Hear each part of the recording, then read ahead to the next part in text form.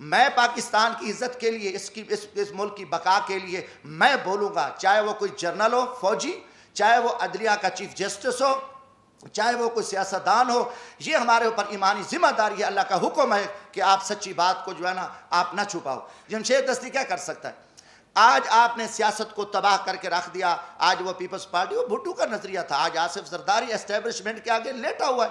گزارش ہے کہ مجھے آج اس لیے میں اسلام آباد کافی عرصے بعد آیا، جو اس وقت اسلام آباد کے حالات بنے ہوئے ہیں، جو پاکستان کی سیاست چل رہی ہے، جو پاکستانی قوم کے ساتھ جھوٹ بولا جا رہا ہے، جو پاکستانی قوم کے ساتھ ایک فراڈ ہو رہا ہے سیاست کے نام پہ بھی، اور یہ سارے ادارے جھوٹ بول رہے ہیں. میں آج کلیئر کرتا جاؤں، پاکستان کا سیاستدان تو پہلے بھی منافق ہے، جھوٹا ہے.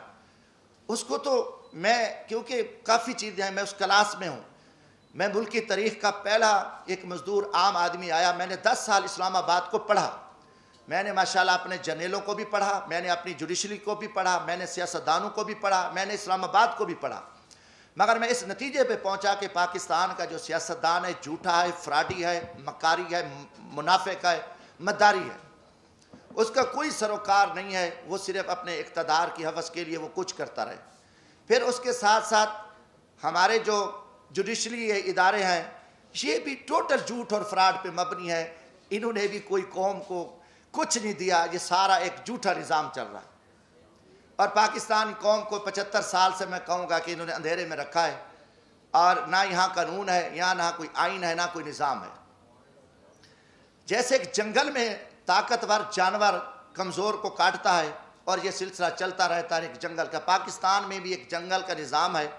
ہاں 73 کا آئین بنا، 73 کے آئین میں کافی سارا کام ہوا، مگر جب ذوالفقار علی بھٹو کو پھانسی دی گئی تو اسی وقت اسی آئین کو بھی پھانسی دے دی گئی. کوئی تھوڑا سا کام ہوا، آگے نہ یہ آئین چل سکا ہے نہ کوئی ہے. یہ طاقت ہے، اور طاقت کے بل بوتے پہ پاکستان چل رہا ہے. جو جس وقت چاہے جس کو اٹھا دے، جس کو مار دے، جس کی حکومت گرا دے، عدالتیں اپنی مرضی کے فیصلے دے دیں، اور آگے جو کمزور ہے وہ تسلیم خم ہے، اس میں اخلاق کی جرت نہیں ہے. اگر کوئی بات کرتا ہے تو اس کو اٹھا لو، اس کو غدار بنا دو، اس کو جیلوں میں ڈال دو، جو کچھ کرو. ایک فارمولہ چل رہا ہے. وہ فارمولہ سب سے پہلے اس کائنات میں فرعون کا تھا. فرعون بہت بڑا ایک تاریخ کا ظالم اور ایک طاقتور انسان گزرا، جس نے 70,000 جو بچے تھے ان کو ذبح کیا، 6,000 جو عورتیں تھیں عورتیں ان کے حمل گرائے، اور جب وہ غرق ہوا تو 16 لاکھ کا لشکر تھا اس وقت، 16 لاکھ کے لشکر کے سمیت وہ غرق ہوا، اور فرعون کا بھی نظام نہیں چل سکا، اس کا بھی تکبر ٹوٹا. آج پاکستان میں بھی ایک فرعونی راج ہے، غنڈہ راج ہے، اور اس غنڈہ گردی کے آگے کسی میں اخلاق کی جرت نہیں ہے.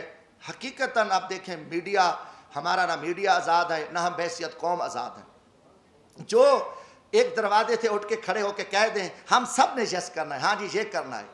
پہلا سوال ہے کہ اب ایک چوروں اور ڈاکوں کی کوئی ہمیں تفریق تک کو پتہ چلے کہ اس ملک میں چور اور ڈاکو اور شریف آدمی، اچھے اور برے کی تمیز کا آج تک ہمیں نہیں پتہ چل سکا. جب یہ پچھلے دنوں 2017 سے یہ شروع کام ہو گیا تھا، 16 سے ہی بلکہ نواز شریف صاحب کے خلاف، تو میں نے قومی اسمبلی میں یہ بات کی تھی. میں نے کہا بات ہے کہ یہ وہی نواز شریف ہے جس کو آپ نے پہلے جنرل پرویز مشرف کا طیارہ گرا رہا تھا، اور ایک بہت بڑا قومی مجرم، بہت بڑا لٹیرا، بہت بڑا ایک دہشت گرد آپ نے بنا کے قوم کے سامنے پیش کیا، اور اس نواز شریف کو آپ نے جیل میں ڈالا، سزائیں دیں، آخر اس کے ساتھ مکمکا کیا، اس کو NRO دیا، اور 10 سال کے لیے وہ چلا گیا. 10 سال بعد وہی شخص، وہی دہشت گرد، وہی جو آرمی چیف کا طیارہ گرانے والا، وہ قومی مجرم، وہ آ کے ملک کا وزیر اعظم بنا. آپ نے آصف زرداری پہ 7 سال جیل میں رکھا. دنیا کا بدنام زمانہ، دنیا کی کرپشن، دنیا کی لوٹ مار، دنیا کا لٹیرا سرے میل، وہ ساری گینگ آصف زرداری اتنا بڑا لٹیرا، 7 سال کا مجرم 7 سال بعد رہا ہوتا ہے، وہ صدر پاکستان بنتا ہے.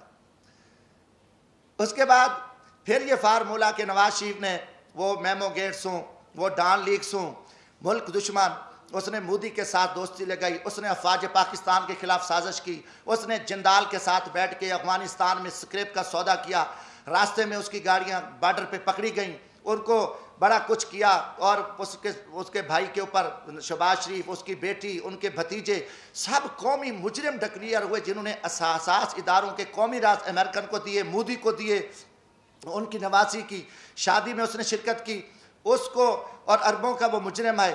اب اس کو آپ پکڑ لیتے ہیں، اچانک وہ مجرم، اس کی سپریم کورٹ بیٹھتی ہے، سزائیں ہو جاتی ہیں، نااہل ہو جاتے ہیں، وہ بیمار ہوتا ہے، اس کو ماضی کی طرح بھگا دیتے ہو۔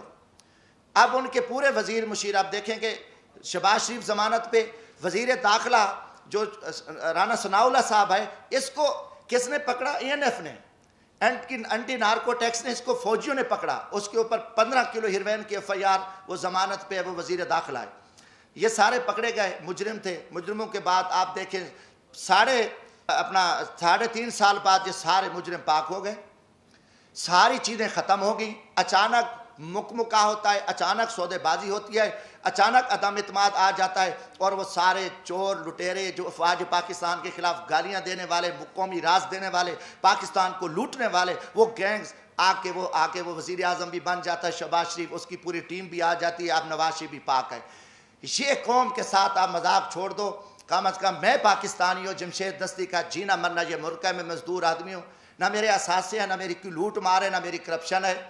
میں پاکستان کی عزت کے لیے، اس ملک کی بقا کے لیے میں بولوں گا، چاہے وہ کوئی جرنل ہو، فوجی، چاہے وہ عدلیہ کا چیف جسٹس ہو، چاہے وہ کوئی سیاستدان ہو، یہ ہمارے اوپر ایمانی ذمہ داری ہے، اللہ کا حکم ہے کہ آپ سچی بات کو جو ہے نا آپ نہ چھپاؤ۔ تو یہ میں ضرور بات کروں گا۔ اب قوم سمجھ چکی ہے کہ کھیل کیا کھیلا جا رہا ہے، اب اس کا کوئی جواب دینے کو تیار ہے۔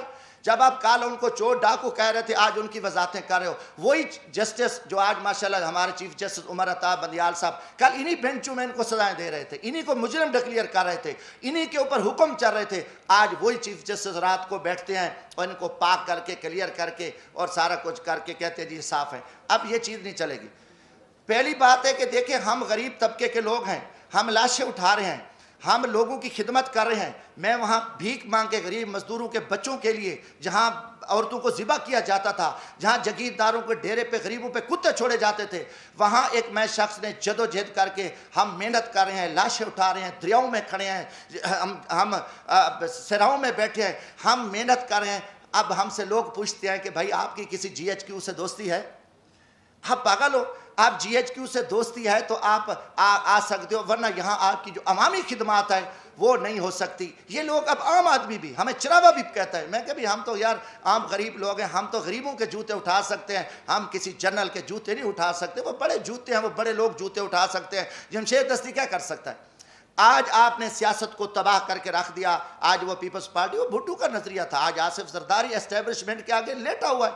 آپ نے ایک دروازہ کھولا ہے اور سیاستدانوں کو آپ کتے کی طرح خیرات ڈالتے ہو، اور وہ ارد گرد یہاں پھر رہے ہیں، عوام مر رہی ہے، لوگ ذلیل ہیں۔ اسلام آباد میں ایک تماشا لگا ہوا ہے، آپ ایک اقتدار کے ہوس کے پجاری ہیں، آپ ایک فرعونیت میں بیٹھ کے آپ پورے نظام کو تہس نہس کر دو، اٹھا دو، مار دو، جو کچھ کر دو، کوئی آپ کے سامنے بات نہیں کہا۔ ہم بولیں گے، ہم ضرور بولیں گے۔ ہم نہ کسی جنرل کے سے ڈرتے ہیں، نہ میں کسی سپریم کورٹ سے ڈرتا ہوں، میں اللہ کی ذات سے ڈرتا ہوں۔ ہم انشاءاللہ اس ملک کی بقا کے جہاں بھی ہمیں موقع ملا، آج بھی میرا دل زخمی تھا، کافی دنوں سے ایک جھوٹ چل رہا ہے، میڈیا کو بھی پہ بھی تماشا لگا ہوا ہے۔ وہی کتنے لوگ میڈیا کے تھے جو کل کیا تھے، آج بیچارے کہاں کھڑے ہیں، کس مجبوری کے تحت کھڑے ہیں، کیا کیا معاملات ہیں، مگر قوم سمجھ چکی ہے، قوم جان چکی ہے۔